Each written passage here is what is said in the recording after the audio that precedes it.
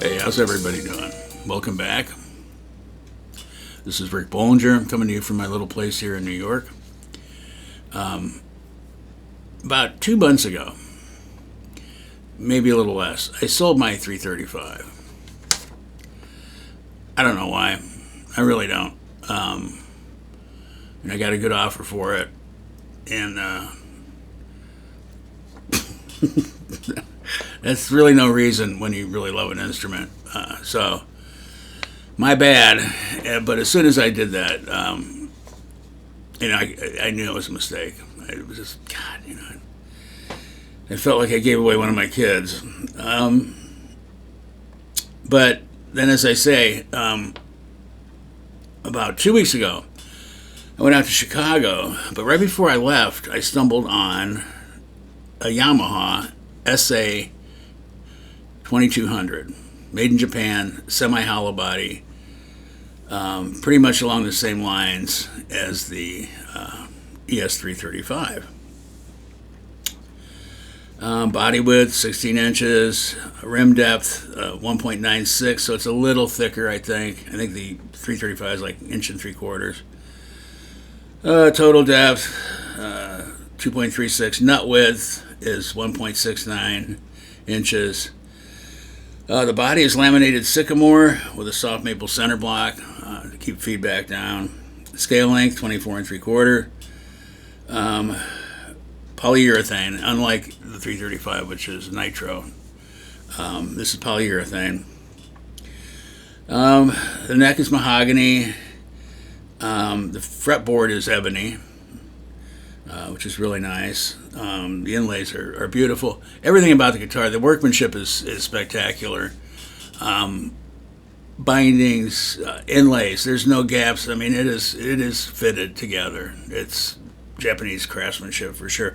It was their flagship. It was Yamaha's flagship guitar for years and years. What else we got? Medium jumbo fret, 22 frets. The nut is bone. Neck width at the first fret is 43 millimeters, 12th fret 53. Neck thickness. Yeah, now this is where it kind of differs because the profile on this neck is, I don't quite know how to. It feels flatter than the 335. So that's been taking a little getting used to. It's not a Gibson neck. It's it's kind of like an SG neck. An SG neck is kind of flatter and wider. So it's similar to that, but I mean, they all have their own feel. I mean, these are hand-built guitars, so I mean, it could be the guy shaping the neck, the guy in that machine. Who knows? Because I've never played another one. I've never seen another one. Let's see. I put a Seymour Duncan Jazz, replaced the existing pickup because it was too dark. Probably perfect for jazz, but I need something with a little more clarity and balanced, as far as bass, mids, and highs. This one was way bassy and mid, and the highs were just, they wouldn't cut. I didn't feel they'd cut through in a mix, so I swapped those out. Oh, let's see. Both pickups have coil taps, the Jazz and the Yamaha, and that's push pots on the neck and treble pickup, and that's off the tone switch. The 3-position toggle switch. I installed a locking roller bridge because I put in a Bigsby B6. Anytime I put in a Bigsby because of tuning issues, I'll make sure that it has locking tuners for one. On this one, I replaced the existing tuners with Godo SG381 locking tuners, which helps immensely. I also installed a Towner down tension bar. And what that does is basically it goes onto the studs where the tailpiece would be, okay? And it takes the strings and holds them down. You can adjust the tension on them, but I pretty much tighten it down. And there's a little roller on this bar that holds the strings down. So this thing moves back and forth when you hit the vibrato, that sort of thing. Which helps, it definitely helps tuning stability, but I think it also helps with sustain. It's another point where these strings are anchored to the guitar. And basically you've got, obviously, the nut, the down tension, and then that goes, the nut, the tailpiece, the down tension, then into the B6 vibrato. On the B6 vibrato, that's a gold Bigsby. I also installed a Vibramate spoiler, which I highly recommend anybody that's got a Bigsby, because having to string a Bigsby is really a pain in the butt, because you have to take pliers and kind of pre-bend the end of the wire to get it around the little hooks. This thing just snaps into those hooks, and you just run your strings over the top. Boom, they lock in, and you string your guitar. What else? That's pretty much it. Like I said, it is a beautiful guitar. The Sycamore, the flame on the Sycamore, is outstanding. Being gloss, I think it is a little, polyurethane. I think it's obviously it's going to stay shiny. Just polish it up. But I think it's a little brighter than I recall my 335. The Nitro, I love Nitro. I love the way it ages. It's an organic finish. Polyurethane, not so much, but it is durable. It's a lot more durable than Nitro. If I could change one thing, it would be that. I'd give it a Nitro finish, but that probably would have upped the cost. I don't know if you've ever seen videos of when they finish Gibson guitars, but it's quite the process, and they give it multiple coats, 7 or 8 coats sometimes. And then they have to dry it and heat it and so forth and so on, and sand it and blah, blah, blah. The polyurethane, I'm pretty sure they just throw it in a booth and shoot it. They might give it a couple coats, but anyway, came with the original Yamaha hard case. So now what I'm going to do is post a couple pictures of it, and I'll talk about each of these features. And then I'll go ahead and put it through my Victory, my Duchess amp, Duchess 2, I think it is. It's a little 50 watt, made in England. I think it's Martin Kidd that designed it. It's pretty famous in the amp world. But it's a great amp. I wanted something, because I mainly have been playing through Fender Bandmasters and Twins, but my God, they're huge. They're huge amps. And I wanted something that I could put in a little road case and take with me, and because those amps are not even close to that. Even I have a Bandmaster combo with a 112 in it, and it's a Celestion Alnico Gold speaker, which is a great speaker. But that combo, and it is a beautiful cabinet. It was one of the big cabinet builders out east, custom builders, that incorporated the existing head into the cabinet. But it's all birch and the whole thing, and it's got to be at least 3/4 of an inch thick. It's very resonant, but it's heavy, man. This combo's got to weigh 65 pounds. I think my at least 65 pounds. It's not as heavy as the Heartbreaker, the Mesa Boogie Heartbreaker I had. That was a 212, and that thing had to have been pushing 80 pounds. So, at one point, where does a combo amp become a pain in the butt? I'd much rather have a head and speakers when it starts pushing 80 pounds. I can't be lugging 80 pounds up and down stairs. I'm an old guy. Anyway. So like I said, I'm gonna go ahead and post these pictures, then I'll go ahead and highlight what we're talking about, and then I'll go ahead and send it through the Victory, and you can hear it for yourself. All right, stick around. Coming right back.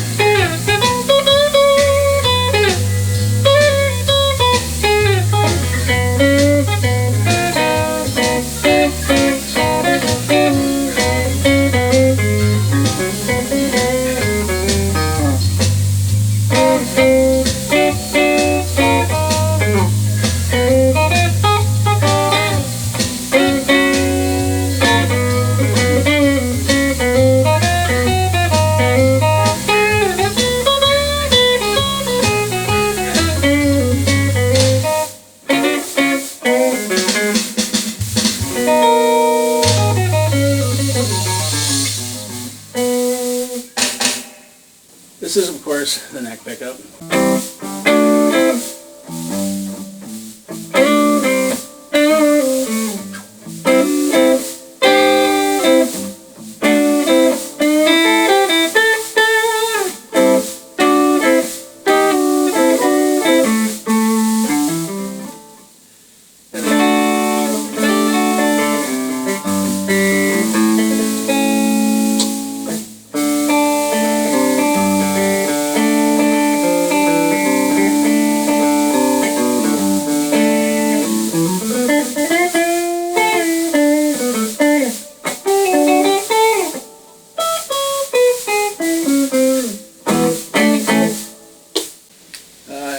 Bridge pickup.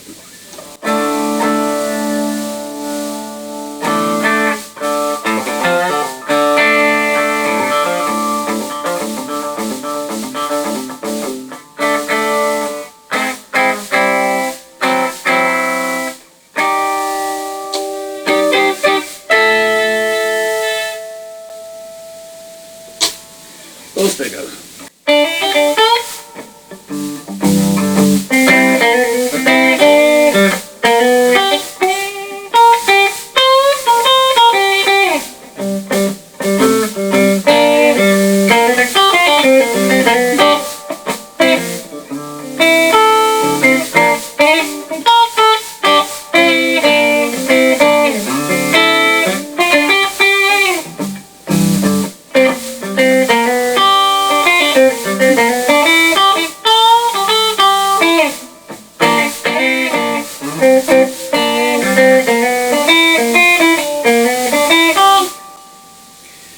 So, needless to say, this guitar can pretty much cover all your bases: jazz, rock.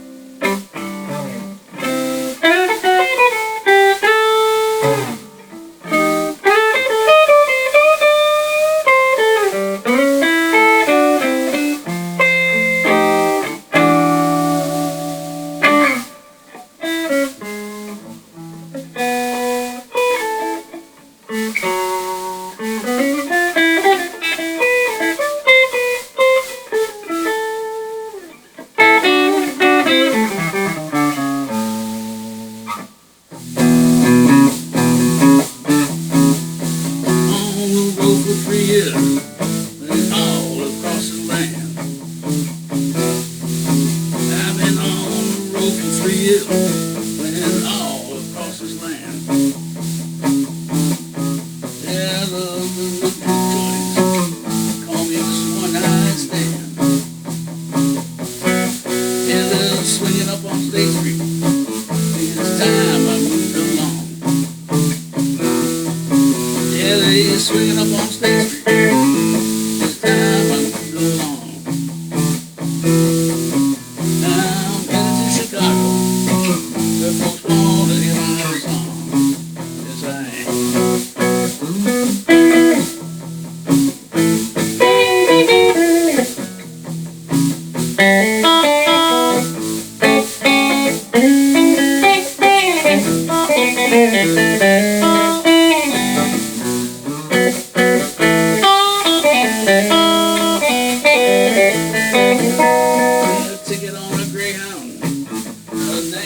Tennessee.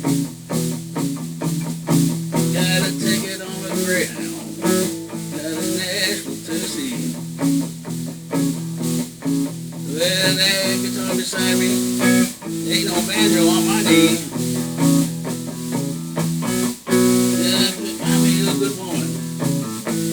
never leave again. If I find me a good woman, I'll never leave again. What if I so worn out? What old has been? Say it again.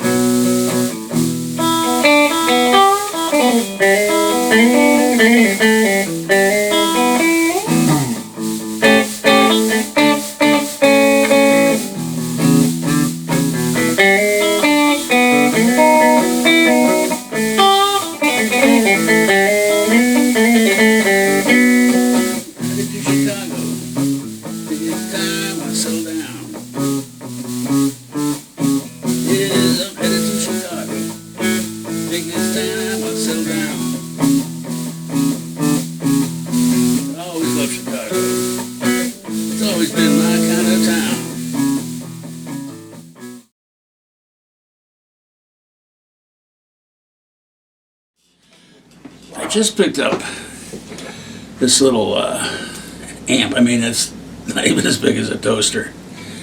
It's a Spark. I think it's made by TC Electronics.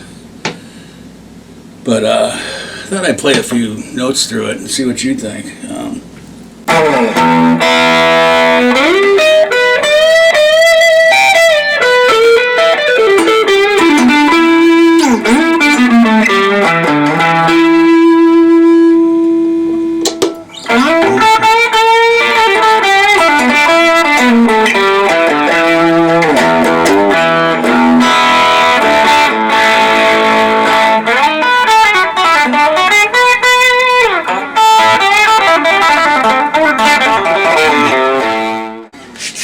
Needless to say, that's the overdrive channel.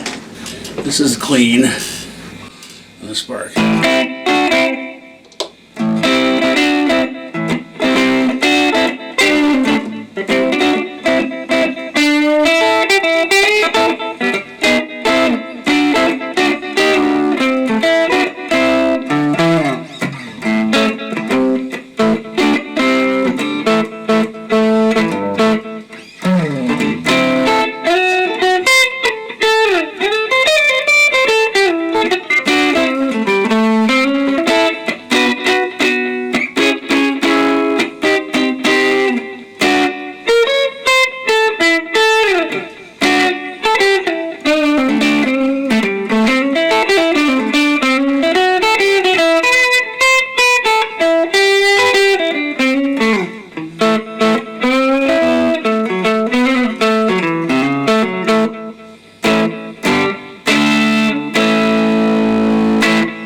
I mean, it's great. You can throw this in your suitcase, really.